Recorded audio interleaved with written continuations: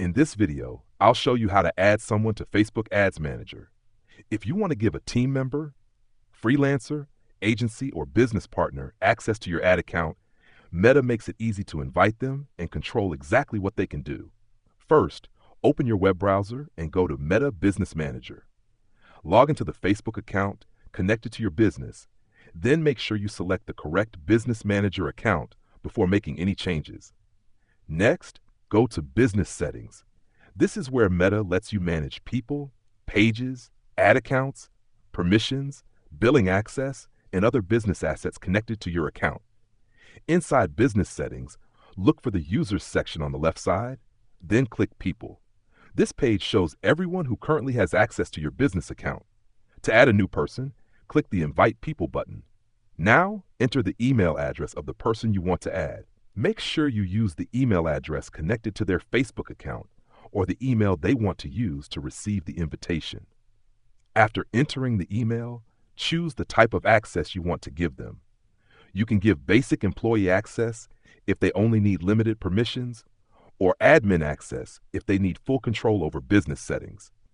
Be careful with admin access because it gives the person more control over your business account. Next, Meta will ask you to assign assets to that person. Select the ad account you want them to access, then choose the permissions they need. For example, you can allow them to manage campaigns, view performance, manage billing, or control the ad account depending on their role. If the person only needs to create and manage ads, advertiser access is usually enough. If they only need to view reports, analyst access may be better. If they need full control, you can give admin permissions, but only do this with people you trust. Once the permissions are selected, review everything carefully and click Send Invitation. Meta will send an invite to that person by email. They need to open the invitation and accept it before they can access your Facebook Ads Manager.